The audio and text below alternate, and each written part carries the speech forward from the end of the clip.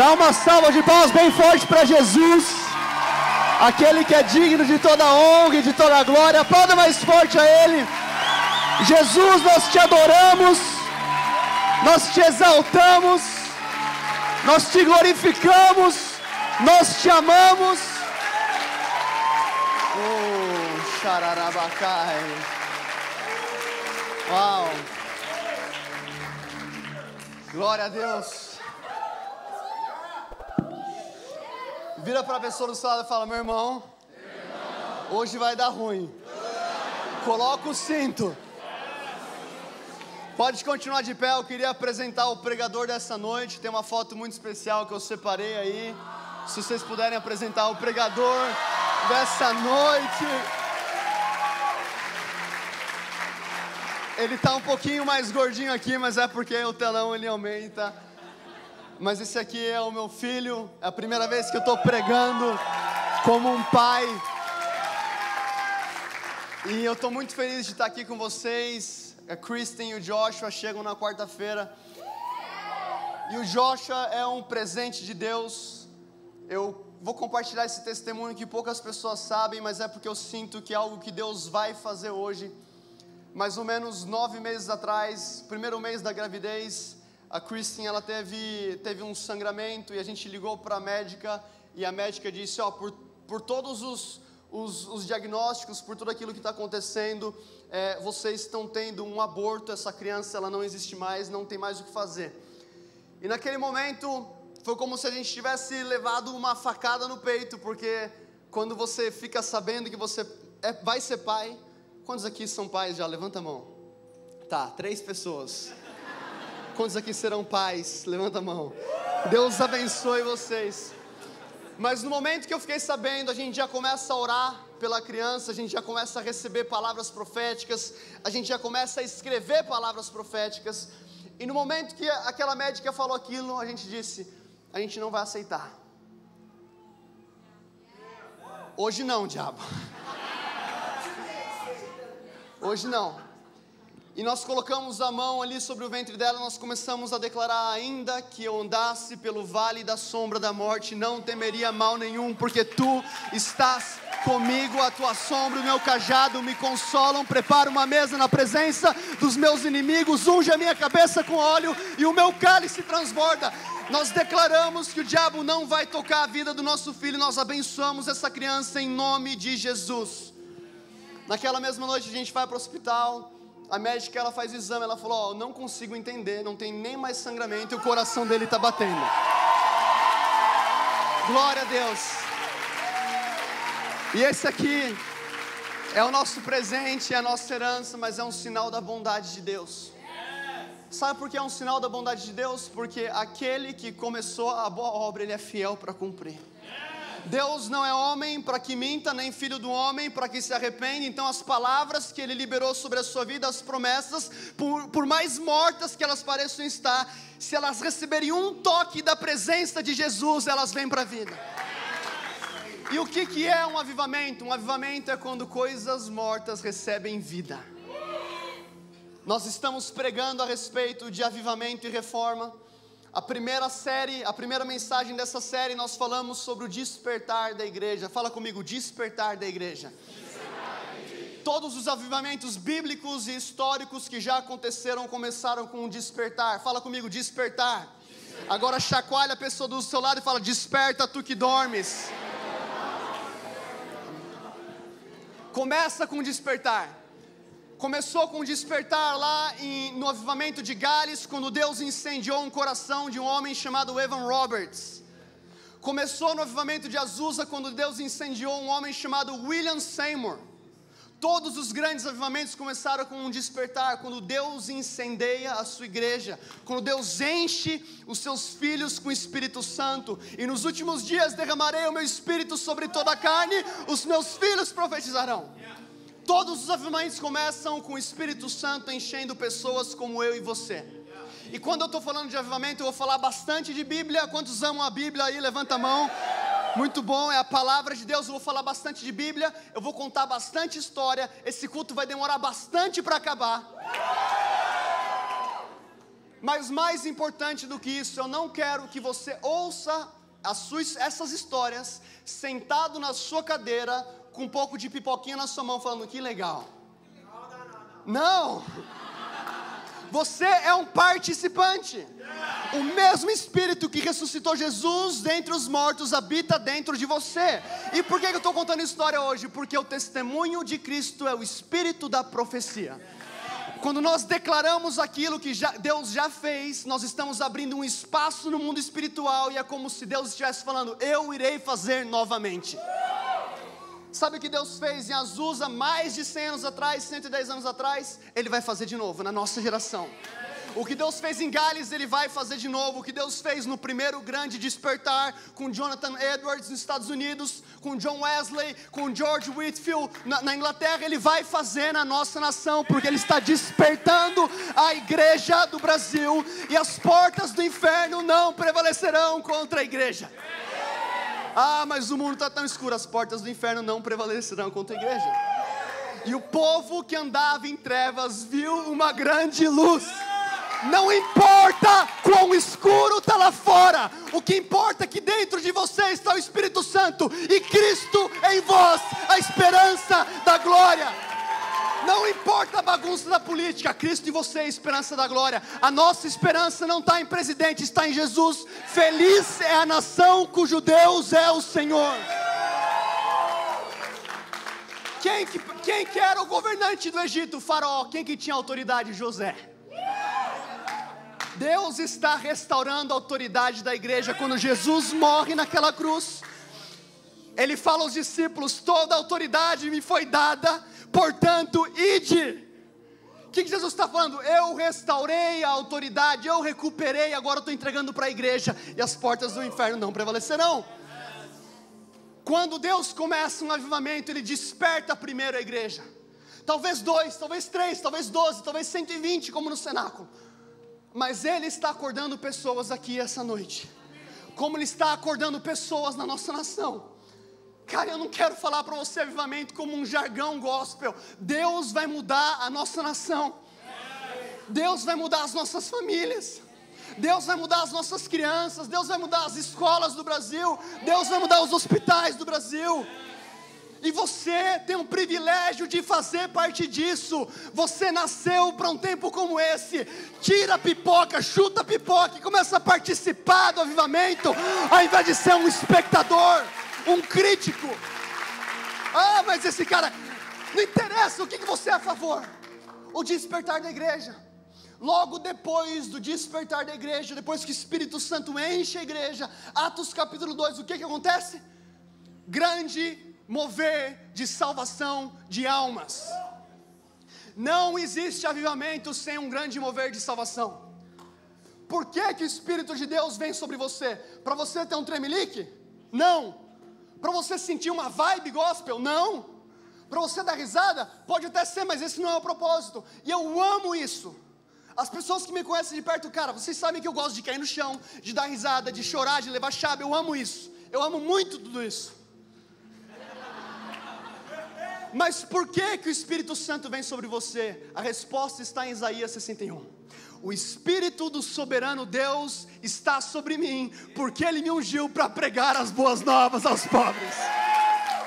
Não é só para você ter uma sensação. Ele está te ungindo para que Ele use a sua boca para libertar os cativos. Portanto, é um tempo da igreja ser cheia, mas sair das quatro paredes. Esse rio começa no templo, mas ele flui para fora. O rio não flui de dentro para dentro, é de dentro para fora. O rio de Ezequiel 47 flui para fora do templo. E quanto mais longe do templo, mais profundas são as águas. Sabia que o maior impacto da igreja de Jesus é longe do templo? E o terceiro ponto de um avivamento bíblico é o fato de uma nação ser discipulada. Fala comigo, transformação. E por que que isso é importante? Porque nós temos 40 milhões de cristãos no Brasil hoje, de evangélicos, e olha a situação do nosso país. Não adianta nós simplesmente recebermos o Espírito Santo, pregarmos sobre Jesus e não restaurar a terra. Deus está liberando sobre nós a incumbência de restaurar a terra. E essa mensagem sobre hoje, ela é discipulando nações. Mas antes de eu começar a pregar sobre isso, eu queria que você estendesse as suas mãos aos céus e fechasse os olhos. Eu sinto muito forte que Deus vai abrir o nosso espírito para receber essa mensagem. Isso aqui não é apenas uma história, isso aqui não é apenas trechos da Bíblia, isso aqui são chaves para destravar destinos, chaves para destravar a nossa nação, chaves para mudar o Brasil. Eu quero que você comece a imaginar como seriam as crianças do Brasil, as crianças das nossas escolas, como que seria o Brasil com um governo justo, como que seria o Brasil sem o preconceito, sem a desigualdade social. Senhor Deus, nós clamamos pela Tua presença, desperta o nosso espírito, nos tira da zona de conforto, faz mais uma vez, faz de novo aquilo que o Senhor fez em Atos 2, faz de novo aquilo que o Senhor fez na Inglaterra em 1737, faz de novo aquilo que o Senhor fez nas US em 1906, nós clamamos, faça no Brasil algo novo, faça no Brasil algo novo, eis que estou fazendo uma coisa nova. Se você era no Espírito, começa a orar no Espírito. Existem águas fluindo nesse lugar.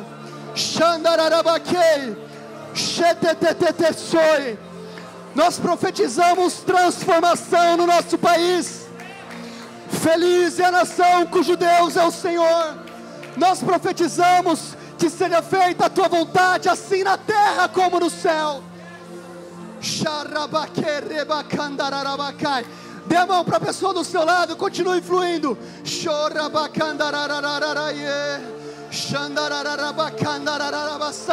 Deus, levanta essa noite avivalistas e reformadores. Aqueles que estão assistindo online, sejam despertos agora em nome de Jesus, sejam levantados como avivalistas para mudar o Brasil.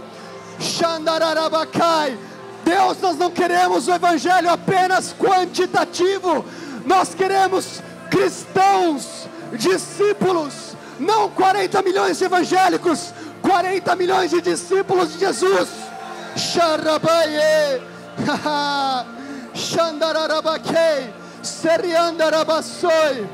Nós te adoramos, Deus, seja exaltado. Tu que te assentas sobre um alto e sublime trono, nós te adoramos, o Senhor é bom, e a Tua bondade irá tocar o Brasil, a Tua bondade irá lavar as nações, nós te amamos, Senhor. Faz mais uma vez, ó Pai, faz mais uma vez, desperta o nosso espírito, aumenta a fé, aumenta a fé, aumenta a fé. Aumenta a fé, Espírito da consolação vem sobre nós. Nós te adoramos, Jesus, e nós te recebemos como autor e consumador da nossa fé, e nós abrimos espaço para aquilo que o Senhor vai fazer essa noite, em nome de Jesus, amém. Pode se sentar.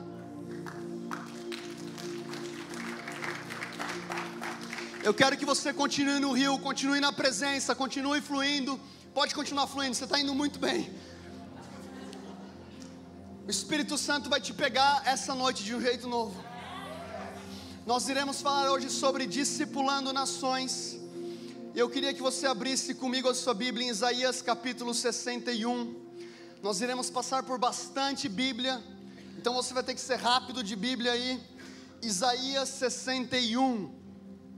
O Espírito do Senhor Deus está sobre mim, porque o Senhor me ungiu. Diga comigo, o Senhor me ungiu. Agora coloca a mão na sua cabeça e profetiza sobre você. Senhor, enche-me até com que o meu cálice venha transbordar. Unge a minha cabeça com óleo. Uau, quantos estão sentindo a unção do Espírito Santo aqui? Esteja sensível nessa mensagem. Talvez o Espírito Santo vai te levar a chorar por alguma causa no Brasil. Talvez Ele comece a te batizar de compaixão. Fica na casa do seu pai. O Espírito do Senhor está sobre mim, porque o Senhor me ungiu para pregar as boas novas. O que é para? Para é propósito. Por que o Senhor unge? Para pregar as boas novas aos mansos, e enviou-me a restaurar os contritos de coração e proclamar liberdade aos cativos. Diga comigo, liberdade. E a abertura de prisão aos presos. Agora pula comigo para o versículo 4. Então o primeiro propósito do Espírito Santo, conforme declara o profeta Isaías, é o que? A pregação do Evangelho. Agora o versículo 4 fala algo diferente. E edificarão os lugares antigamente assolados, e restaurarão os anteriormente destruídos, e renovarão as cidades. Fala comigo, renovarão as cidades. As cidades destruídas de geração em geração. Até aqui. O que Isaías está declarando? Que o Espírito de Deus vem sobre você não somente para que você pregue, mas para que você tenha autoridade de restaurar cidades. Deus, quando vem com avivamento, Ele quer restaurar cidades, Ele quer trazer o perdido, obviamente. Ele quer restaurar o primeiro amor da igreja, obviamente. Mas não simplesmente para que a igreja se torne um clube social, onde a gente se reúne sábado à noite, ou domingo de manhã, ou domingo à noite, para simplesmente ter uma experiência. Ele quer que você restaure o lugar aonde você está inserido. O Espírito de Deus está sobre mim, Ele me ungiu para pregar, e edificarão os lugares antigamente assolados. Quantos aqui concordam comigo que o Brasil está sendo assolado por bastante tempo? Existe uma unção sobre você para restaurar a nossa nação. E eu não estou falando só porque você está aqui no Vox. Isso aqui é cristianismo, isso aqui é reino de Deus. Existe uma unção sobre os cristãos para restaurarem a terra. Quando o avivamento toca então o país de Gales, algumas coisas que aconteceram, a criminalidade, e de novo, não ouça isso apenas como uma história, isso aqui é para que aconteça de novo. A criminalidade abaixou tanto que policiais ficaram ociosos ou ficaram desempregados. Pensa numa taxa de desemprego boa de acontecer. É tipo, cara, capitão, a gente não precisa mais de você. Depois de 30 anos, porque não tem mais crime, pode ir embora. A gente não precisa mais de polícia, pode deixar do jeito que está, não precisa trancar a casa, fica tranquilo, não tem mais bandido. O que é isso? Restauração de cidade. Os tribunais ficaram vazios. Tem algum estagiário de direito ou algum advogado aqui? Levanta a mão. Algum advogado ou estagiário? Você já viu um tribunal aqui em São Paulo vazio? Não existe. Você fica 2 horas para protocolar uma petição. Os tribunais ficaram vazios porque não tinha mais atrito entre as pessoas, a paz começa a reinar naquele lugar. O consumo de álcool diminuiu tanto que mais de 60% da indústria que produzia álcool fechou. Existem relatos de que quando Evan Roberts andava nas ruas de Gales, as pessoas olhavam, os donos dos bares começaram a fechar os bares, porque eles eram tomados do temor do Senhor. Eu estudei no Mackenzie e eu orava e oro isso ainda sobre aquela rua Maria Antônia. Esses bares vão fechar, e vão fechar. Quem concorda comigo, eu digo amém bem alto aí. Vai fechar, cara. Times de futebol dispensados e a liga foi interrompida em alguns momentos. Não tinha espectador. Ninguém queria assistir futebol no domingo, todo mundo queria ir para a igreja. A prosperidade tocou aquela nação de tal maneira que muitos dos endividados conseguiram pagar as suas dívidas. Famílias e casamentos restaurados. O avivamento também traz prosperidade financeira. Por quê? Porque Deus quer sarar a terra. Segundo Crônicas 7,14. E se o meu povo, quem aqui é do povo de Deus? Faz um barulho aí. Se o meu povo que se chama pelo meu nome. O que o Senhor está falando aqui para Salomão? Se a população inteira? Se todos os brasileiros, é isso que ele fala? Não, se o meu povo. Quem que é o meu povo? A igreja. Se a igreja, se o meu povo, que se chama pelo meu nome, se humilhar e orar, buscar a minha face e se converter dos seus maus caminhos, eu então ouvirei dos céus, perdoarei os seus pecados, diga comigo, perdão de pecados, e sararei a sua terra. Ele não quer só perdoar pecado, Ele não quer só salvar, Ele quer restaurar a terra. No avivamento que toca a Guatemala, em Almolonga, quantos já viram aqueles DVDs antigos chamados Transformação de Cidades? Levanta a mão. Você lembra do movimento da Guatemala, que a terra começa a produzir tanto, que uma pequena cidade de 20 mil habitantes, eles começam a produzir vegetais para a América Central toda. Caminhões e caminhões começam a vir para a cidade para participar daquela colheita. E existem vídeos, isso aqui não é história de pescador, apesar de eu ser caiçara. Existem vídeos de cenouras do tamanho de um antebraço. É verdade, né, Paulão? Batatas do tamanho de uma bola de basquete. Porque Deus estava sarando a terra e restaurando a economia daquele povo. Quantos acreditam que Deus pode restaurar a economia da nossa nação? Tem alguém aqui que precisa de um romper financeiro? Levanta a mão bem alto. Senhor, nós declaramos agora um romper financeiro vindo sobre essas pessoas, e eu recebo também. Nós declaramos mais sobre as nossas vidas. Nós clamamos agora pela a tua prosperidade da Bíblia, não o evangelho da prosperidade, mas a prosperidade de um Deus que cuida, e de um Deus que não nos deixa faltar nada. Nós declaramos isso em nome de Jesus. Primeiro grande despertar na Europa, de novo, o índice do alcoolismo ele baixa drasticamente. Uma das consequências do primeiro grande despertar é a abolição da escravatura. Um homem chamado William Wilberforce. William Wilberforce, ele era um político, ele foi o jovem, talvez seja um pouco redundante o que eu vou falar, ele foi o jovem mais jovem até então a entrar no parlamento britânico. E lá no parlamento britânico, durante os primeiros anos em que ele trabalhava lá, ele teve um encontro com Jesus. Ele começa a ser discipulado por um homem chamado John Newton.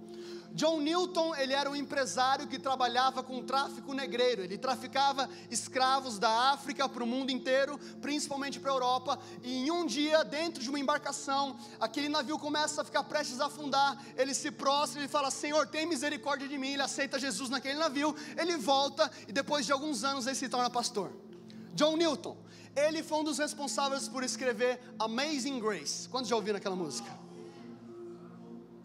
Ele escreveu Amazing Grace.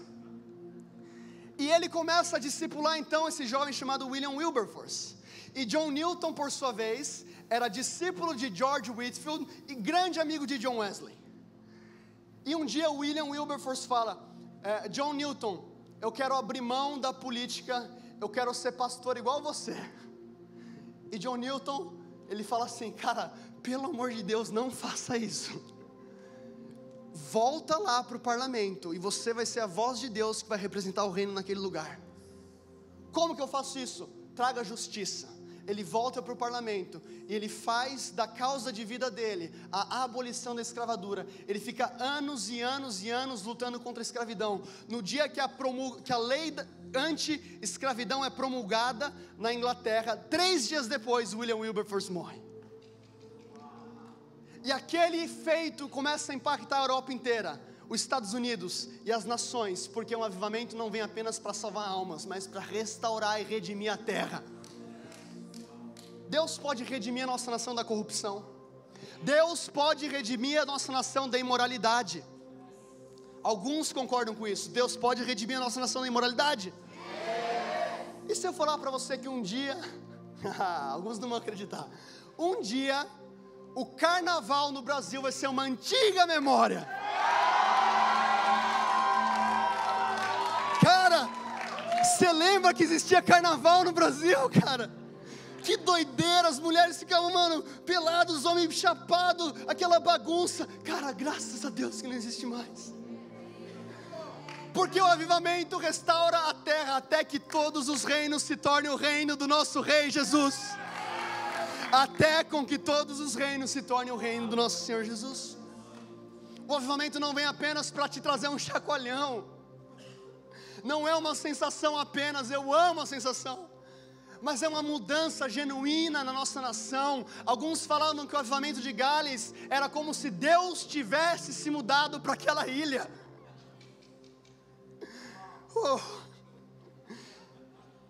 É como se Deus tivesse se mudado para lá. Imagina Deus morando no Brasil. Aí literalmente a gente falaria: Deus é brasileiro. Uau! Abre comigo agora em Mateus 28, versículo 18. Na segunda parte dessa mensagem nós demos muita ênfase a grande onda de salvação, que é a onda que iniciou através de Jesus. Ele disse aos discípulos em Marcos 16, ide por todo mundo, fala comigo, ide por todo mundo, e pregai o evangelho a toda criatura. Basicamente, a grande comissão de Marcos 16 se resume a ide por todo mundo e pregai a todo mundo. São pessoas. Agora, Jesus, ou melhor, Mateus, ele traz uma perspectiva diferente da segunda grande comissão. Eu falo segunda porque alguns teólogos falam que essa segunda grande comissão, ela foi uma outra aparição de Jesus, ou seja, não foi a mesma de Marcos capítulo 16, e por isso justifica uma leitura diferente. E Mateus, ele relata da seguinte maneira, e disse-lhes, ide por todo mundo, eu estou em Marcos, Mateus 28, 18, e chegando-se Jesus falou-lhes dizendo, é-me dado todo o poder na terra, fala comigo, todo o poder foi dado a Jesus. Se todo o poder foi dado a Jesus, quanto de poder sobrou para o diabo? Fala bem alto para deixar o diabo nervoso. Nada, perdeu, foi esmagado debaixo do nosso pé. Toda a autoridade foi-me dada no céu e na terra, portanto, ide e fazei discípulos de todas as nações, batizando-os em nome do Pai, do Filho e do Espírito Santo, e ensinando-os a obedecer tudo o que eu lhe ordenei, e eu estarei sempre com vocês até o fim dos tempos. Então, se de um lado nós temos a grande comissão de Marcos capítulo 16, que nos ensina a alcançar pessoas, ide por todo mundo e pregai a todo mundo. Do outro lado nós temos Mateus capítulo 28, que diz, ide e fazei discípulos das nações. Se de um lado o clamor do coração de Jesus era tocar todas as pessoas, do outro era discipular nações. Ou seja, Deus não quer apenas salvar o perdido, Ele quer restaurar as nações, Ele quer restaurar as cidades. E para quem que Ele deu a autoridade de governo? Para você. A autoridade de governo para estabelecer o reino dele aqui na terra foi entregue a você, portanto, ide. Toda a autoridade foi dada a Jesus. Eu estou indo muito rápido, vocês estão me acompanhando? Não precisa abrir, só se você for muito rápido de Bíblia. Isaías 9, 6 e 7. Porque um menino nos nasceu. Cara, essa passagem é linda. Ouça com atenção as palavras de Isaías. Aleluia. Oh. Cara, falar aleluia é muito bom. Fala bem alto, aleluia.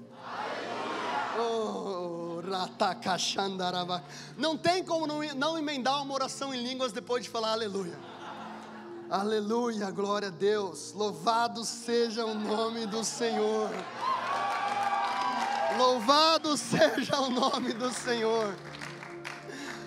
Feliz é a nação cujo Deus é o Senhor. Feliz é a nação cujo Deus é o Senhor. Show.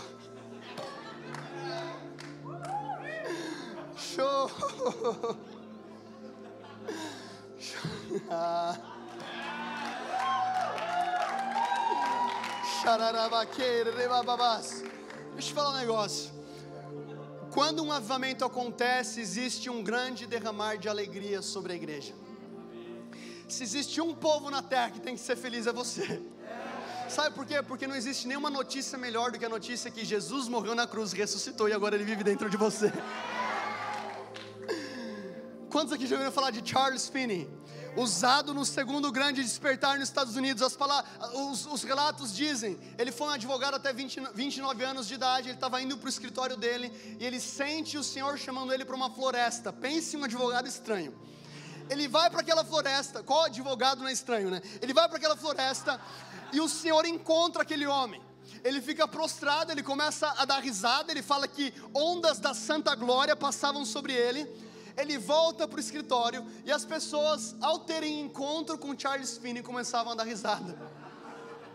Existe um relato de um cliente que era o cara mais mal-humorado da cidade, que ele entra no escritório de Charles Finney está deitado no chão, chorando de rir. E aquele cara começa a dar risada também, aquele cara que era o mal-humorado. E eu não posso afirmar isso de maneira assim, 100%, mas eu tenho certeza que ele foi curado de depressão.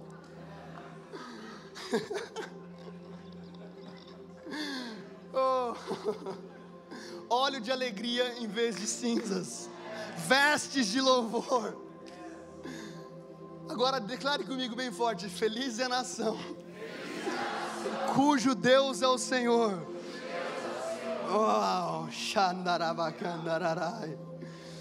Então nós temos Jesus querendo tocar a terra através da grande comissão de Marcos 16, ide por todo mundo e pregai para todo mundo. Nós temos o coração de Jesus querendo restaurar a terra e discipular nações através da autoridade que ele recuperou.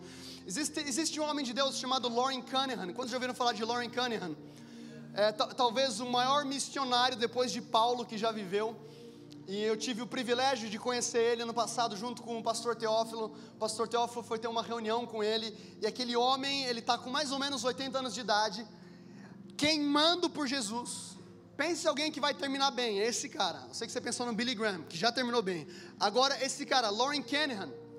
E ele está lá, e o Theo fala assim: como que a gente pode então discipular nações? E ele fala assim: ouça a Deus, obedeça a Deus e nunca desista. Nunca desista. Nunca deixe as trevas parecerem mais escuras do que elas realmente são. Ouça, obedeça e nunca desista. Em 1975, se eu não me engano, Loren Cunningham, ele estava orando para que ele recebesse de Deus, 75, recebesse de Deus uma estratégia para discipular as nações. E ele começa a orar a respeito disso. E ele passava férias lá em Colorado, quando ele tem uma visitação de Deus. E Deus fala para Loren Cunningham: as 7 esferas da sociedade são como salas de aula para que uma nação seja discipulada. Ele falou: Senhor, não entendi. E o Senhor disse mais uma vez: se você leva o reino para dentro das 7 esferas, uma nação volta a mim. Senhor, mas não vai, como assim? Eu sou muito grande para caber dentro da igreja.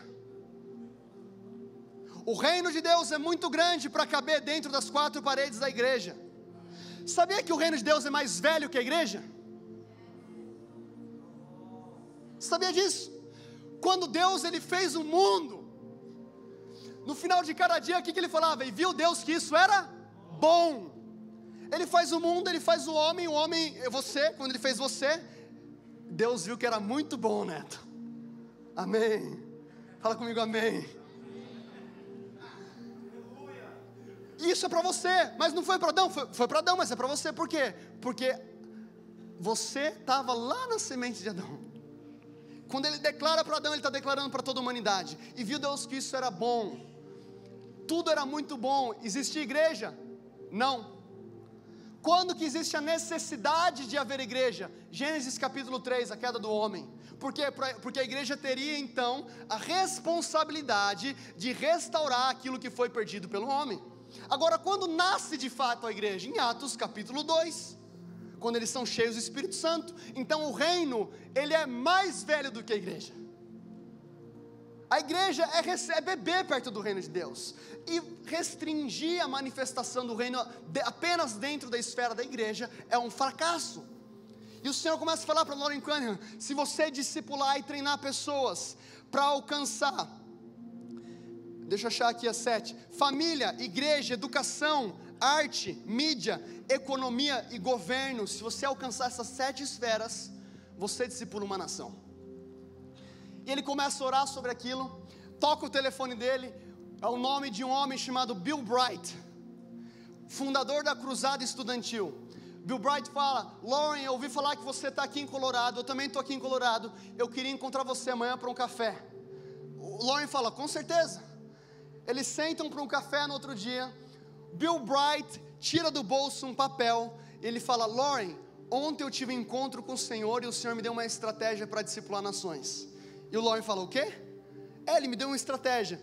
O Bill Bright abre o papel e são as exatas 7 esferas que o Senhor tinha dado para o Loren no mesmo dia. O que é isso? É o Senhor testificando o coração dele para discipular uma nação. E eles começam então a pregar o evangelho do reino. Qual que é a diferença do evangelho do reino e a diferença do evangelho do reino para o evangelho da salvação?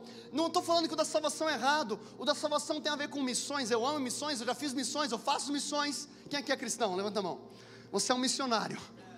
Você não tem uma opção. Mas tem a ver com mover missionário, tem a ver com salvação, tem a ver com milagres, tem a ver com curas, tem a ver com plantação de igreja. Isso é excelente. Mas Mateus 28 tem a ver com transformação social, com esferas do reino sendo impactadas, com políticos com caráter de Jesus sendo levantados, homens de negócio com coração generoso de Cristo sendo levantados, professores que são avivalistas dentro da sala de aula. Nós tivemos no ano passado na África do Sul, fomos convidados por um pastor para falar de Jesus dentro de uma escola. A gente começa a falar de Jesus para os professores. O Senhor começa a vir com palavras de conhecimento, professores são curados. Daqui a pouco vem uma mulher chorando.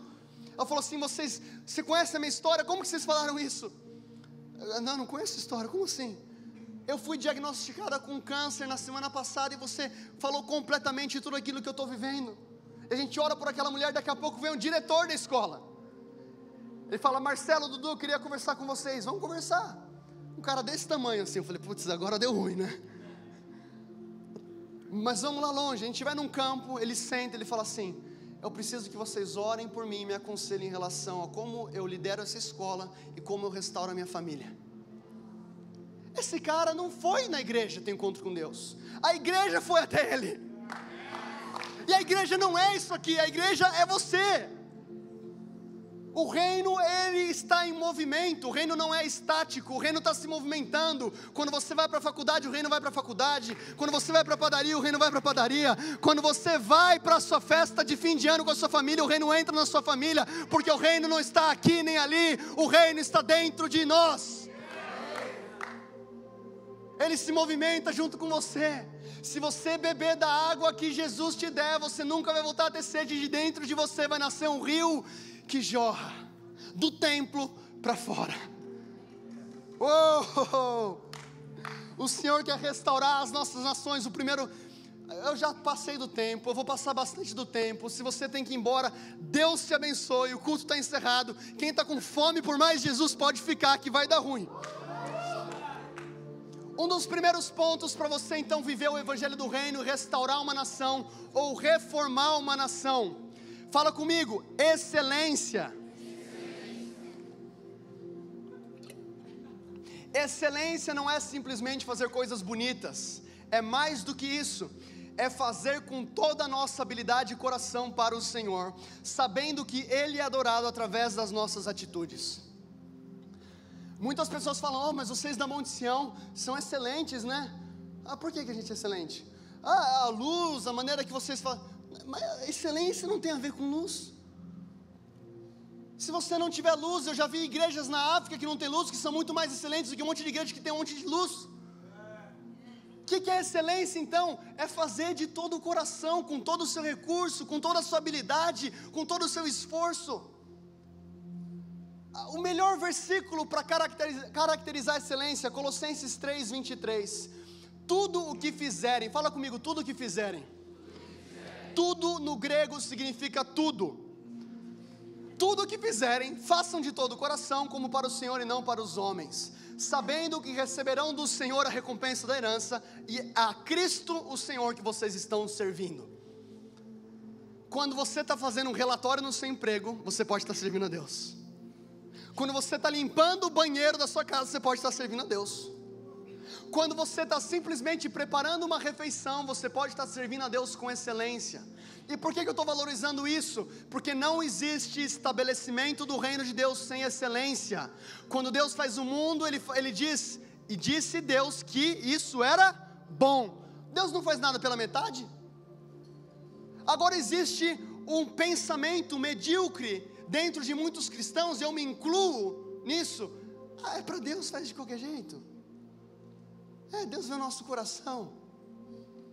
Meu irmão, não é isso que a palavra de Deus diz. Como que a gente fala em discipular uma nação se a gente não é excelente? Se eu sou um pregador, eu não posso depender apenas da presença do Espírito Santo. É óbvio que se ele não vier, nada vai acontecer. Mas eu tenho o meu papel, que é o quê? Ler a Bíblia. É o prático. É tipo o Espírito Santo, deixa eu te ajudar, só levanta um pouco mais cedo e lê a Bíblia. Sabia que Deus, se você é arquiteto, você pode glorificar a Deus através da sua profissão? Na verdade, o primeiro relato de um homem sendo cheio do Espírito Santo é muito diferente do que aquilo que nós imaginaríamos. Está lá em Êxodo 35, 29 a 32, todos os israelitas que se dispuseram, tanto os homens quanto mulheres, trouxeram ao Senhor ofertas voluntárias para toda a obra que o Senhor, por meio de Moisés, ordenou que fizesse. Então qual que é o contexto? O Senhor fala que construiria um tabernáculo. Moisés ele começa a preparar essa construção, ele faz um apelo, as pessoas começam a trazer tanta oferta, a palavra diz mais para frente, que ele tem que falar, povo, vamos parar de ofertar que vocês estão sendo muito generosos. Já viu alguém na igreja fazer isso? A gente ainda tem que aprender sobre generosidade. Mas esse não é o ponto aqui. Disse então Moisés aos israelitas, o Senhor escolheu Bezalel, fala comigo, Bezalel. O Senhor escolheu Bezalel, filho de Uri, neto de Ur, da tribo de Judá, e o encheu com o Espírito de Deus, dando-lhe destreza e habilidade, plena capacidade artística, para desenhar e executar trabalhos em ouro, prata e bronze. Bezalel talvez seja o primeiro homem da Bíblia, em que a palavra fala que ele foi cheio do Espírito Santo. Para quê? Para fazer obras artísticas. Você pode glorificar a Deus através da sua arte. Você pode pintar um quadro tão bem pintado que pessoas vão olhar e vão ser libertas de depressão. Por quê? Porque você está fazendo isso para Deus. Um dos maiores exemplos do poder da excelência nós vemos através da vida de João Calvino. E eu fico triste porque tem muito crente pentecostal que ouve João Calvino como se estivesse falando o nome de um demônio. Ah não, está amarrado João Calvino.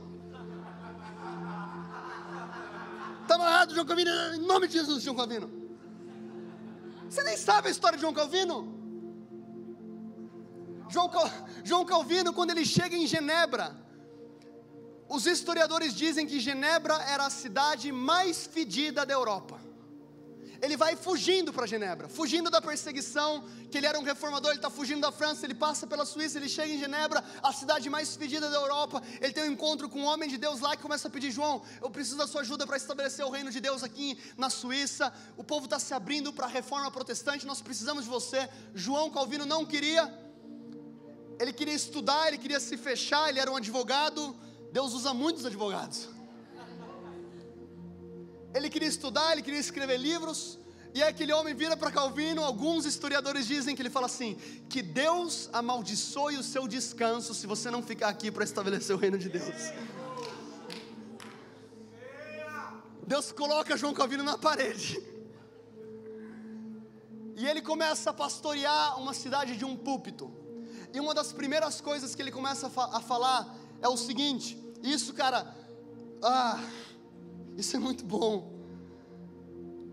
Ele ensinava que tudo pertencia a Deus e que ser desleixado no emprego era um desrespeito ao Criador. Ele começa a pregar para toda uma cidade que começa a se abrir para o Evangelho. Se você for desleixado no emprego, você está desrespeitando o sacrifício de Cristo naquela cruz. Ele começa a dizer que não existia diferença entre aquilo que era sagrado e secular. Nós falamos hoje no Lab, Work as Worship, trabalhe como adoração. Na verdade não foi inventado por ninguém aqui, foi inventado por Calvino. Calvino foi o primeiro cristão a falar de ética no trabalho. É tão forte o impacto de Calvino naquela cidade que ele junta todas as famílias, eles constroem escolas, e eles fazem uns pactos com todos os pais dizendo, nós iremos colocar os nossos filhos nas escolas.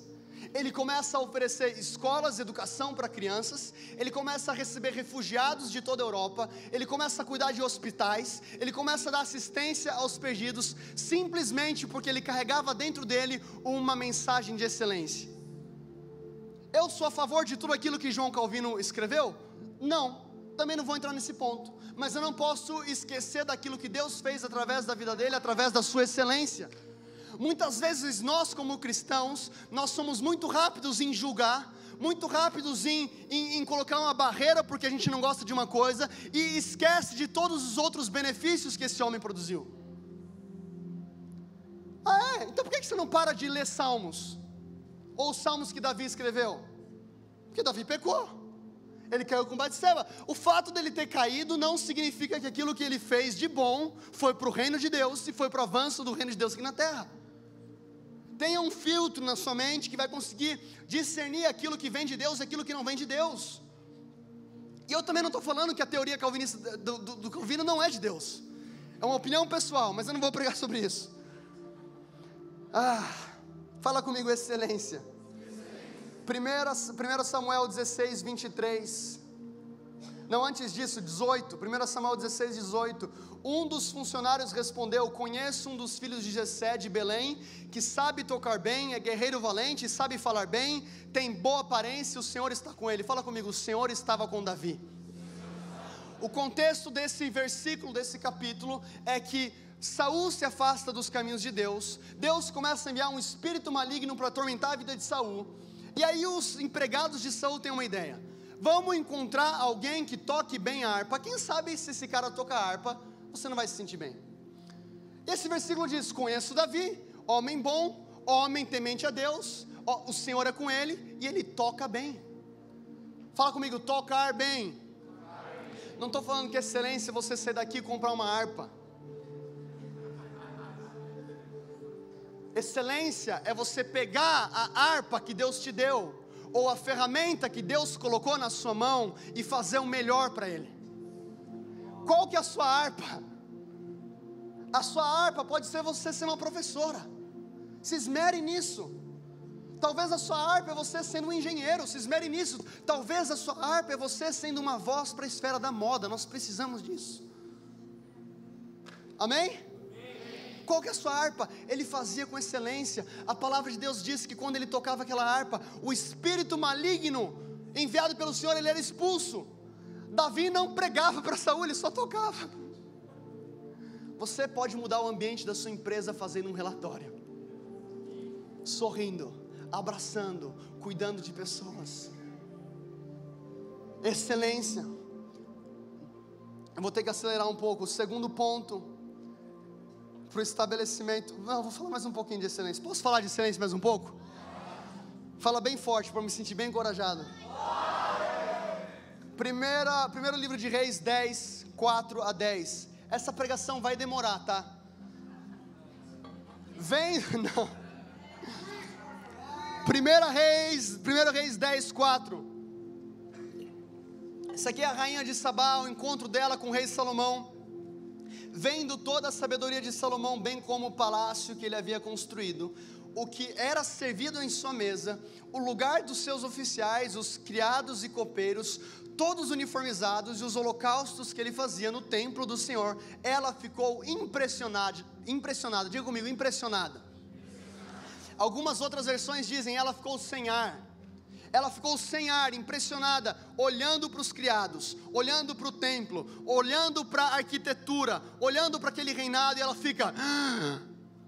O que me chama a atenção no versículo 9 diz, ela diz a Salomão: bendito seja o Senhor, o teu Deus, que se agradou de ti e te colocou no trono de Israel, por causa do amor eterno do Senhor para com Israel, Ele te fez rei para manter a justiça e retidão. Ela literalmente se prostra e fala: Salomão, o seu Deus é o Deus de verdade. Ela tem um encontro com a glória de Deus através da excelência do reinado de Salomão.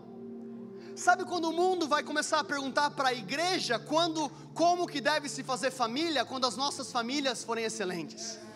Eu creio em crianças que se parecem tanto com Jesus, que outros pais e mães vão chegar a você e vão dizer: meu Deus do céu, como é que você cria essa criança? Meu Deus do céu, como que é o casamento de vocês? Eu preciso aprender. Ela está literalmente falando para Salomão: Salomão, eu preciso aprender com você, somente o seu Deus é Deus. Excelência. Quando você está fazendo o mais simples trabalho, você pode ser excelente e estabelecer o governo de Deus. Nós, como igreja, temos o dever de celebrar engenheiros na mesma medida que celebramos pastores e líderes de adoração. Nós, como igreja, temos o dever de celebrar faxineiras da mesma maneira que nós celebramos líderes de adoração e pregadores. Porque não tem a ver com o chamado, tem a ver com quem está te chamando. Não tem a ver com o que você faz, tem a ver com para quem você faz. Muitos dirão naquele dia: Senhor, Senhor, mas eu preguei, eu curei, eu plantei células, eu multipliquei a igreja. Eu não te conheço, você não fez para mim. Você apenas fluiu no seu dom. O dom é irrevogável, ou seja, eu não pego de volta. Agora, quando você tem um dom e você coloca aquilo na mão de Deus, você começa a estabelecer o reino de Deus aonde você está. Existe um outro versículo que fala a respeito do dom, 1 Pedro 4:10. Cada um exerça o dom que recebeu para servir os outros. Quem tem um dom, levanta a mão bem alto. Se você não levantou, levanta agora. Todo mundo tem um talento, Deus dá talento para todo mundo. Você não consegue estabelecer o reino sem exercer o seu talento que foi dado por Deus. Cada um exerça o dom que recebeu para servir aos outros, administrando fielmente a graça de Deus em suas múltiplas formas. Essa palavra administrando fielmente, no original ela vem como oikonomos, que significa como bons mordomos. Cada um exerça o dom que recebeu para servir aos outros como bons mordomos. O mordomo tem alguma coisa? Não. O seu dom de pregar não é seu. O seu dom de tocar não é seu. O seu dom de ser um ótimo marqueteiro não é seu também. É de Deus. E você tem a possibilidade de administrar aquilo com excelência e ser um bom mordomo daquilo que Deus colocou na sua vida. Segundo ponto dos 5.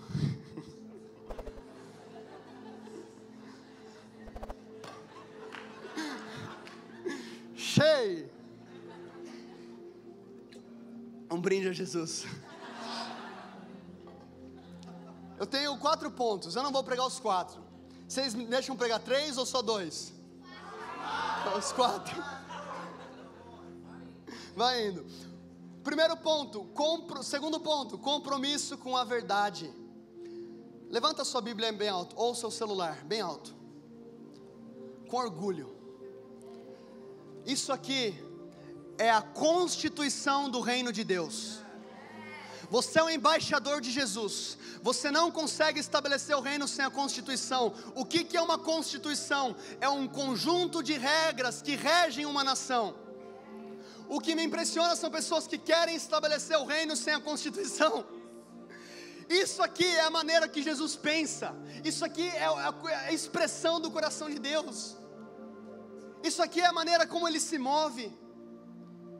E para nós vermos uma transformação no nosso país, nós precisamos da Constituição. As pessoas vêm para mim, já vieram muitas pessoas para mim, eu falo abertamente contra o aborto, eu sou contra o aborto, eu sou pró-vida.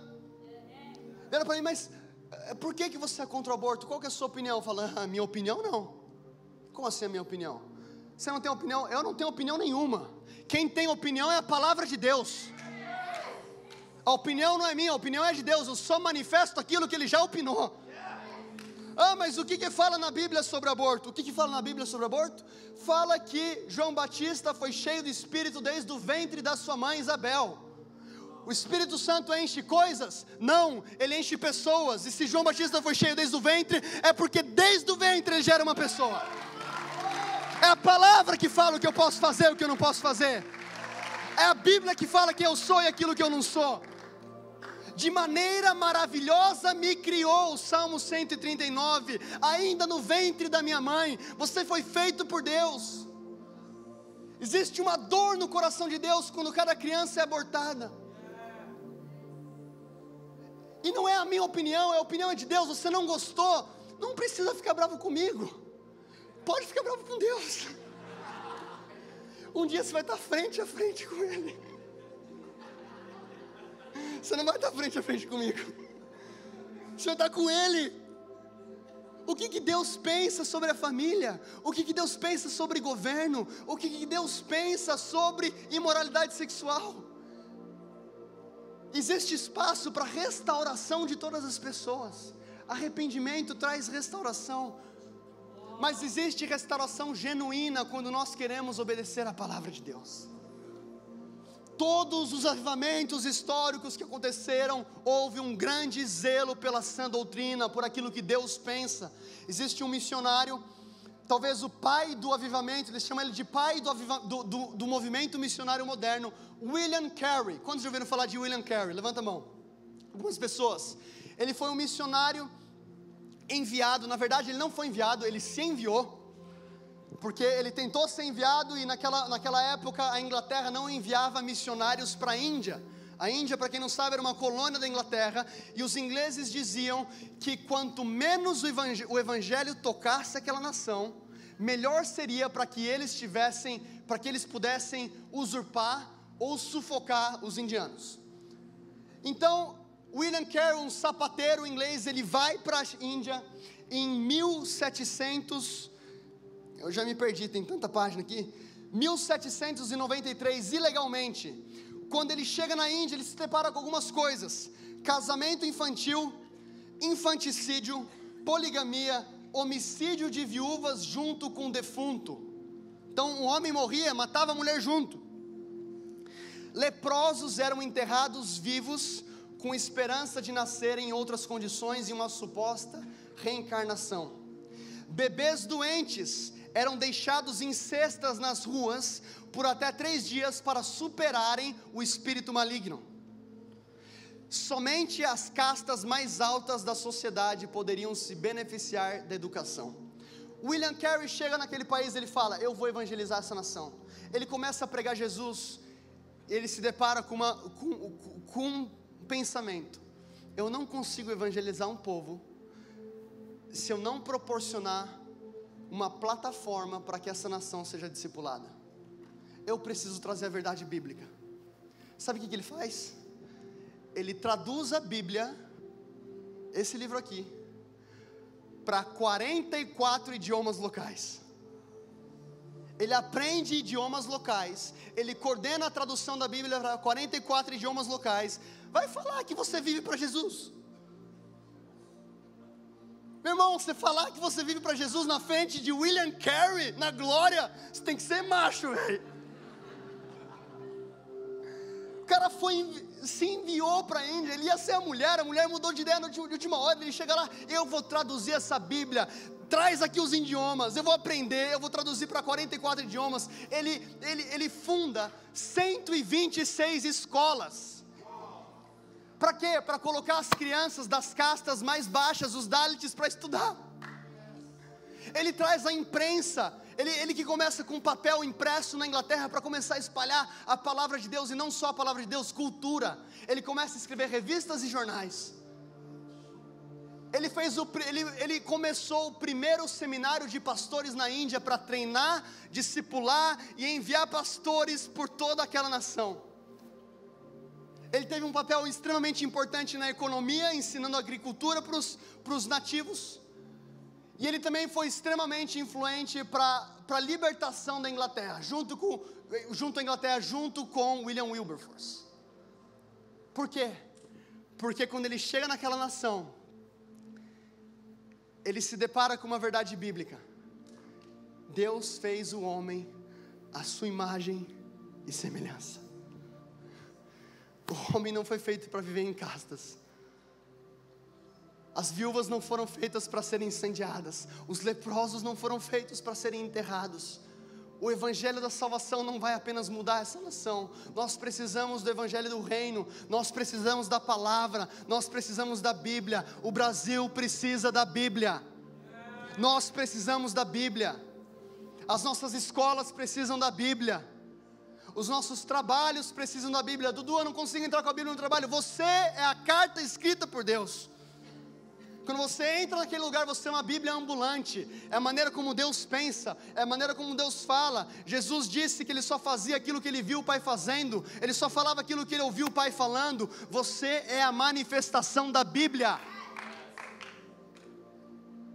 Me chama a atenção um dos maiores reformadores do Antigo Testamento, o rei Josias. Quantos já ouviram falar do rei Josias? Tá, rei Josias, segundo livro de Reis, capítulo 22 e 23, se não me engano. Ele começa a reinar depois do seu avô Manassés e o seu pai Amon. Manassés, para quem não sabe, ele foi o pior rei da história de Judá. O pai dele, que foi Ezequias, foi um grande rei. Em alguns anos, Manassés destrói tudo aquilo que o pai dele fez. Ele começa a estabelecer idolatria, ele começa a adorar Baal. Manassés, filho de Ezequias, a palavra de Deus diz que ele oferecia os seus filhos como sacrifícios para Moloque.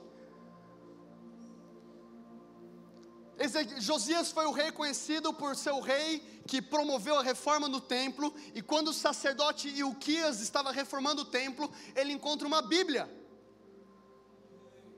A palavra diz que não existia Bíblia, a palavra de Deus tinha se perdido.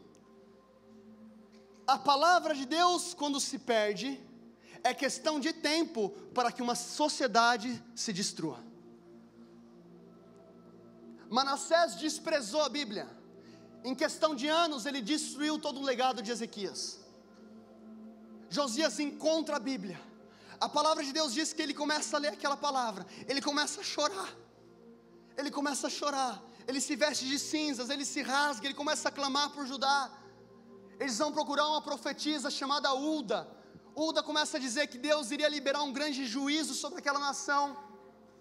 E Josias, isso aqui eu vou ler para vocês, 2 Reis 23, 1 a 3. Então o rei convocou todas as autoridades de Judá e Jerusalém. Depois o rei subiu ao templo do Senhor, acompanhado por todos os homens de Judá, todo o povo de Jerusalém, os sacerdotes e os profetas, todo o povo, dos mais simples aos mais importantes. Fala comigo, dos mais simples aos mais importantes. Não existe avivamento sem tocar todas as camadas da sociedade. Do mais simples ao mais importante. Para todos o rei leu em voz alta todas as palavras do livro da aliança que havia sido encontrado no templo do Senhor. O rei colocou-se junto à coluna real e na presença do Senhor fez uma aliança, comprometendo-se seguir o Senhor e obedecer de todo o coração, de toda a alma os seus mandamentos, seus preceitos e seus decretos, confirmando assim as palavras da aliança escritas naquele livro. Então todo o povo se comprometeu com a aliança. Fala comigo, todo o povo. Depois disso, Josias ele destrói os altares de Baal e estátuas por toda a nação. Ele destrói casas de prostituição em Israel. Ele extermina os sacerdotes pagãos. Não estou falando para você começar a entrar no centro de macumba e matando a galera. Isso aqui era a perspectiva da velha aliança. Ele acaba com os sacerdotes pagãos. Ele acaba com o sacrifício de crianças. Ele restitui o esquecido festival da Páscoa.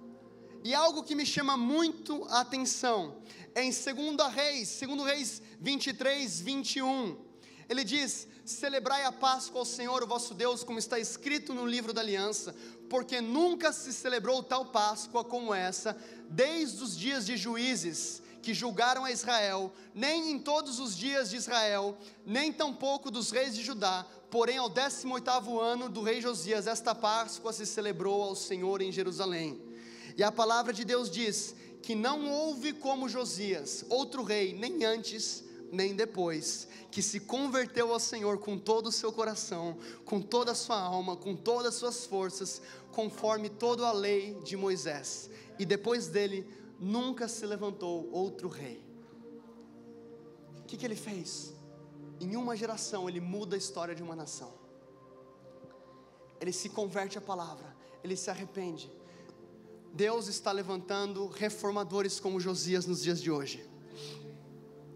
Pessoas que irão entrar no Senado do Brasil e expressar o que a Bíblia diz. E eu não estou falando que você vai entrar orando em línguas. Se o Espírito Santo te direcionar, vai. Mas você vai expressar aquilo que está escrito naquele livro. Aquele livro é a constituição do reino. Nós não conseguimos manifestar o reino sem viver a constituição. Você está aqui hoje por causa de um homem chamado Martinho Lutero, que 500 anos atrás, ele começa a estudar a Bíblia, ele entra ali no monastério para ser um sacerdote católico, E alguns historiadores dizem que para a tristeza do diabo ele sabia latim. Para a tristeza do diabo ele sabia latim, ele começa a estudar a Bíblia em latim. A Bíblia era apenas em latim para que só os sacerdotes, os líderes religiosos pudessem ler. E ele se depara com um versículo em Romanos 1:17: o justo viverá pela fé. O justo viverá pela fé. A palavra, existe poder na palavra, ainda existe poder na palavra. Essa palavra teve poder ontem, hoje e para sempre. Ela é verdadeira. Lâmpada para os meus pés é a tua palavra e luz para os meus caminhos. Tem muito cristão tropeçando, por quê? Porque não acende a lanterna. Tem cristão que vive tropeçando, acende a lanterna e olha para o pé, é a palavra. E ele ora 3 anos a respeito de Romanos 1:17, até ele colocar as 95 teses na porta da igreja. E ele começa então a reforma protestante, dizendo que o Papa não era o mediador entre Deus e a igreja. O sacrifício já foi pago, não as indulgências, o sacrifício da cruz. Por quê? Porque um homem descobriu o poder da palavra. Deus está levantando a nossa geração, jovens do Brasil, com amor à palavra de Deus, para estabelecer o reino como nunca antes. Fala comigo, eu tenho autoridade para falar o que é família, o que é casamento, o que é gênero. Eu tenho autoridade para falar o que é governo, o que é arte, o que não é arte. Toda autoridade foi dada a mim, e eu tenho a Constituição para operar debaixo do poder de Jesus. Nós precisamos nos apaixonar pela palavra. E o terceiro e último ponto, eu não vou conseguir falar o quarto. Compaixão pelos sofridos. Fala comigo, compaixão. Cansei. Abre comigo em Neemias capítulo 1. Eu sei que esse ponto vai tocar muitas pessoas. Eu sinto Deus invadindo esse lugar e realmente levantando como um reformador. Neemias foi um judeu, ele vivia na Pérsia, ele era o copeiro do rei. E ele fica sabendo através do seu irmão a respeito da destruição de Jerusalém. Neemias 1:2, Anani, um dos meus irmãos, veio de Judá com alguns outros homens, e eu lhes perguntei acerca dos judeus que restaram, os sobreviventes do cativeiro, e também sobre Jerusalém. E eles me responderam: aqueles que sobreviveram ao cativeiro estão lá na província, passam por grande sofrimento e humilhação. Diga comigo, passam por grande sofrimento e humilhação. O muro de Jerusalém foi derrubado e suas portas foram destruídas. Quando ouvi essas coisas, sentei-me e chorei. Passei dias lamentando, jejuando e orando ao Deus dos céus. Neemias, ele estava em uma posição extremamente confortável. Ele era o copeiro do rei, ele tinha o futuro dele garantido, a vida dele estava muito bem. Ele devia ter ali os seus benefícios da carteira de trabalho, ele devia ter um salário muito bom, a família dele estava confortável. Mas a palavra de Deus diz que quando ele ouve o sofrimento e a humilhação dos seus irmãos, ele passa dias lamentando e jejuando e orando ao Deus dos céus. O que traz luto ao seu coração? O que traz no seu coração uma ira santa? Mas é paz e amor. Vai falar que é paz e amor para Jesus quando ele entra no templo e vira a mesa do templo. A minha casa será chamada casa de oração para todos os povos. A palavra de Deus diz que os pobres voltam ao templo, os enfermos são curados, porque ele foi movido de ira santa. Hebreus capítulo 1, versículo 9 diz: com óleo, eu vou abrir porque eu esqueci. Eu podia enrolar, mas eu não posso enrolar porque eu estou no púlpito. Hebreus 1, 9, amaste a justiça, fala comigo, amaste a justiça, e odiaste a iniquidade. Por isso Deus, o teu Deus, te ungiu com óleo de alegria mais do que os seus companheiros. Sobre Jesus. Amaste a justiça e odiaste a iniquidade. Você não pode ficar em cima do muro. Você não pode amar a Deus de todo o seu coração e não ficar indignado quando você fica sabendo de uma notícia que existem 27 milhões de escravos contemporâneos. Você não consegue amar Jesus e não ficar indignado que em 2010, isso aqui é para as pessoas que têm um chamado para a política, em 2010, o governo brasileiro financiou 25 milhões de dólares, 10 milhões de dólares na verdade, 25 milhões de reais na época, para a Palestina, para a causa Hamas, contra Israel. Você não pode ficar indignado quando os pobres da nossa nação não têm acesso à educação. O que eu estou falando para você? Deus precisa nos batizar com uma indignação santa. Neemias, ele entra num processo de luto, ele chora, não despreze aquilo que você está sentindo. E se alguém chegasse para Neemias, Neemias, fica tranquilo, cara, você está aqui, você é copeiro do rei, que é essa história de restaurar as muralhas? Cara, não viaja, vamos ficar aqui, está tudo confortável. Cristianismo confortável não existe. Se você está procurando por uma religião confortável, você escolheu a religião errada. Tem um monte de religião por aí, o cristianismo não. É um rei que se fez servo, que morreu na cruz, de braços abertos, sangrando por você. Isso é confortável? Pai, afasta de mim esse cálice, mas que não seja feita a minha vontade. Neemias, ele entra num processo de luto. Neemias capítulo 2, a fé genuína, ela vai te empurrar para o serviço. Ser crente aqui é muito fácil. A fé genuína vai te empurrar para que você seja uma voz lá fora, uma voz para aqueles que não têm voz. Neemias capítulo 2, no mês de Nissan, do 20º ano do rei Artaxerxes, na hora de servir-lhe o vinho, levei-o ao rei, e nunca antes eu tinha estado triste na presença dele. Fala comigo, alegria. Alegria era uma marca na vida de Neemias. Ele era alegre e ele era excelente. Como que eu sei que ele era excelente? Porque ele estava na presença do rei. Você não consegue não ser excelente e ficar na presença do rei. Ele era excelente, ele era alegre. Por isso o rei me perguntou: por que o seu rosto parece tão triste se você não está doente? Essa tristeza só pode ser de coração. Com muito medo eu disse ao rei: que o rei viva para sempre. Como não estaria triste o meu rosto, se a cidade em que estão sepultados os meus pais está em ruínas e as suas portas foram destruídas pelo fogo? E Neemias então ele pede ao rei cartas para que ele fosse enviado para Jerusalém e restaurar aquelas muralhas. Fala comigo, muralha. Para que serve uma muralha? 2 motivos. O primeiro, proteção em relação aos ataques do inimigo. Quando você constrói uma muralha em volta das famílias, você está construindo uma proteção divina nas famílias do nosso Brasil. O que seria uma muralha então na esfera da mídia?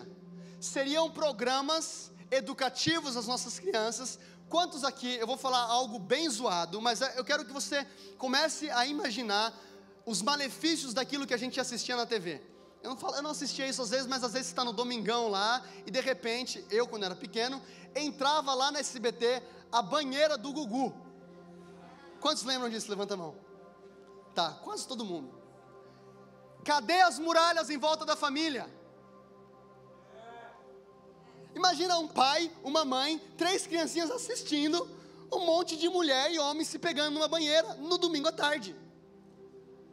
Por que existe tanta pornografia hoje? Por quê? Porque a muralha foi infiltrada anos e anos atrás. Existem pessoas que vão reconstruir muralhas na mídia, homens justos que vão reconstruir muralhas na esfera do governo, pastores que irão reconstruir muralhas na igreja. A igreja precisa de muralhas. Proteção em relação aos ataques do inimigo. Qual que é a segunda importância da muralha? Preservar a cultura interna. Você não nasceu aqui, você não é brasileiro, por isso que nada dessa terra pode te satisfazer. Você é um cidadão dos céus, você é um embaixador dos céus. Você foi feito em imagem e semelhança de Deus, de maneira maravilhosa Ele te criou. Deus te formou, Efésios 1, Deus te formou antes da fundação do mundo. Eclesiastes 3, dentro do seu coração Deus colocou eternidade. Você não é daqui. As muralhas vão proteger a cultura do reino de Deus. Neemias, ele sai da posição confortável dele para reconstruir muralhas. Muitas vezes vai envolver sacrifício. Assim como William Wilberforce, ele volta para o parlamento para ser uma voz contra a escravidão. Deus está levantando uma geração de avivalistas que serão cheios do Espírito Santo, que estarão queimando no primeiro amor. Avivalistas que estarão cheios de milagres, sinais, maravilhas, pregando ao perdido, mas também reformadores que irão transformar nações. São os homens de Atos 17, os homens que viraram o mundo de cabeça para baixo, chegaram até aqui. Fica de pé no seu lugar. Oh, Xandararabacatatasai. Feche os seus olhos. A presença de Deus está aqui.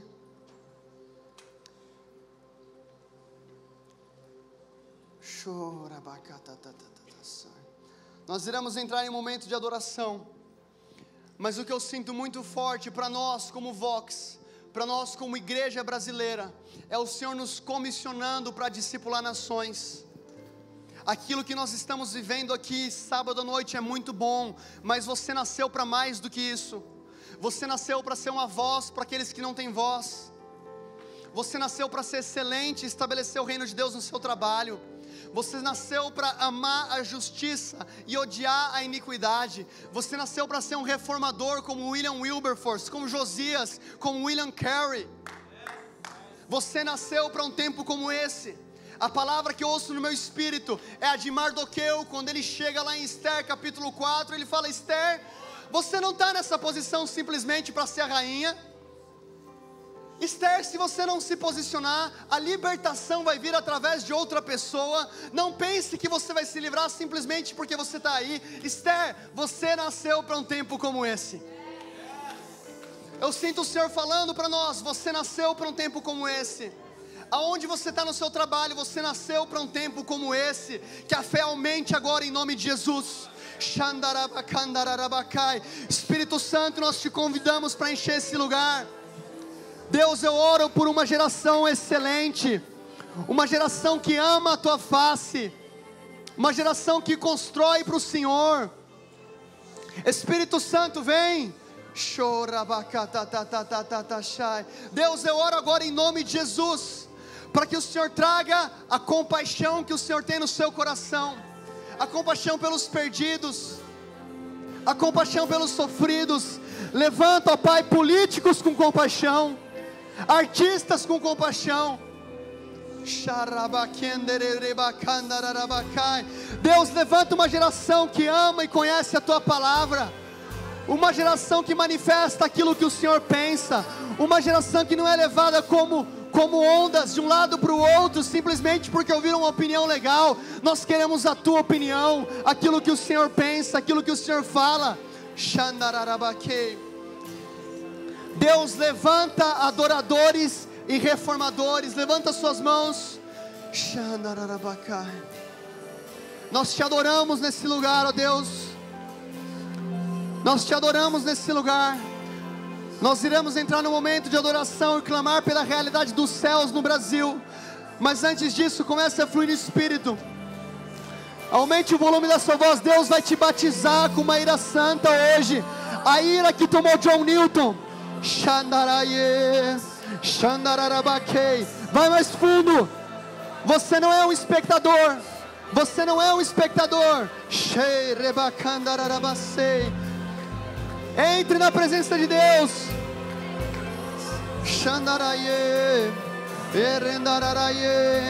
Políticos, líderes para a esfera dos negócios. Deus está levantando empresários que vão levantar milhões para restaurar os pobres do Nordeste através da educação.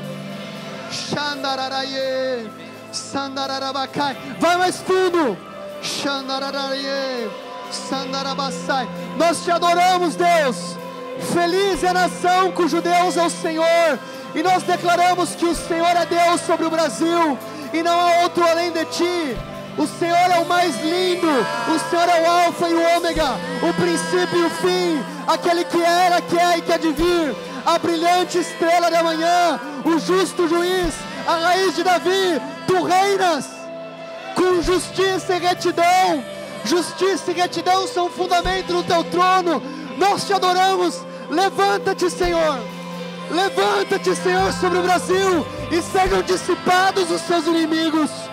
Xandararabacai. Se Deus está queimando no seu coração um chamado para reformador e avivalista, sai do seu lugar e vem para frente. Não vem porque eu estou chamando, venha porque o Senhor está queimando no seu coração uma ira santa, uma indignação, um desejo de estabelecer o reino.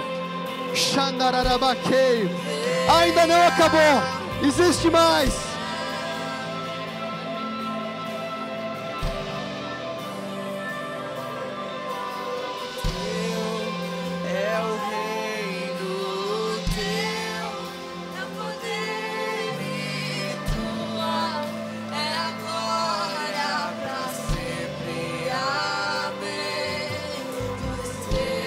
Levante as suas mãos e cante isso. Vamos clamar para o reino invadir o Brasil. Tua é a glória para sempre. Amém. O seu é o reino, o teu, o poder, e tua é a glória para sempre. Pois teu é o reino, teu,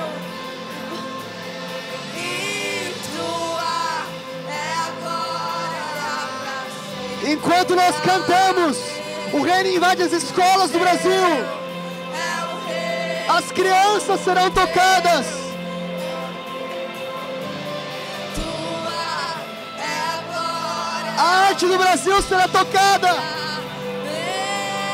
Pois teu é o reino, teu. A política será tocada.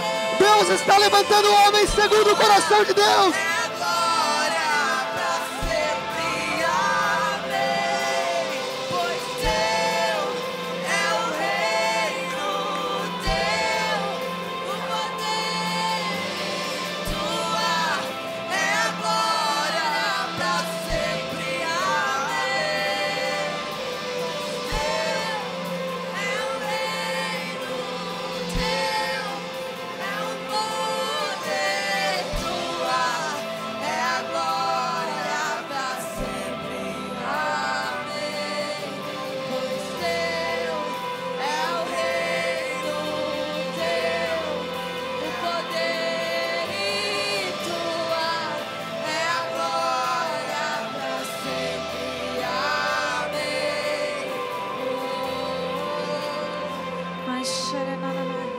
Continua concentrado no que Deus está fazendo. Continua concentrado na presença de Deus nesse momento.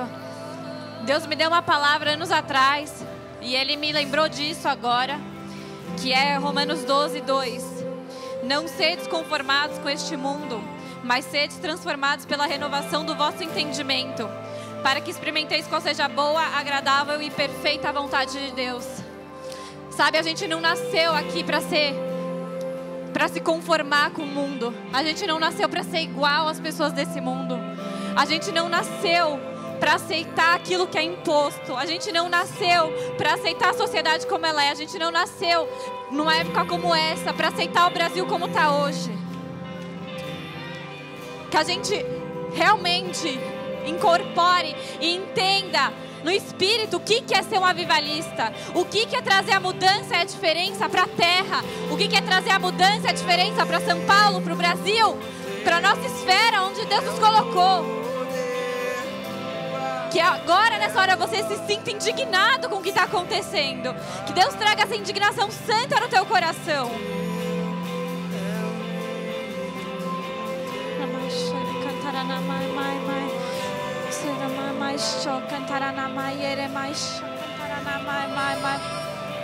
Não nos conformamos, Deus. Nós não nos conformamos, Senhor. Coloca diante dele agora o que você não se conforma. Coloca diante dele aonde você está.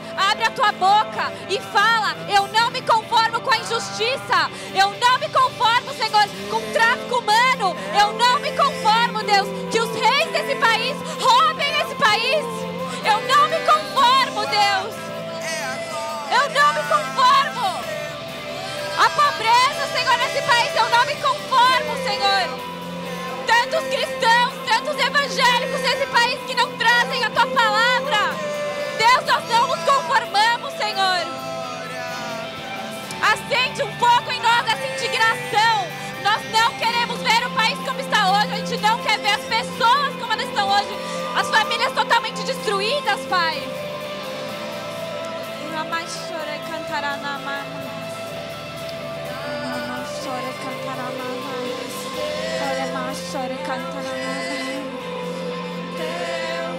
É o poder Tua, é a glória pra sempre. Amém. Coloca a mão no teu coração agora. Você que está aqui na frente, você que veio aqui crendo que essa palavra foi para você.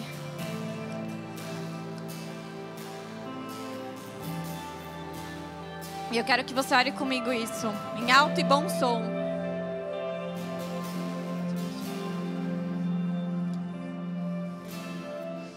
Pai, eu me coloco aqui diante do teu altar. E clamo para que o Senhor acenda em mim uma indignação santa. Eu não nasci para me conformar com esse mundo, mas eu nasci para trazer o Teu avivamento aqui.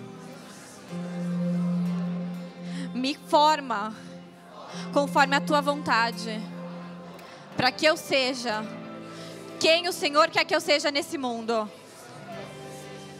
E eu me coloco diante de Ti nessa hora. Eu quero ser um avivalista para o Senhor. Eu nasci para o Senhor. E é o Senhor quem eu sirvo. Em nome de Jesus. Amém.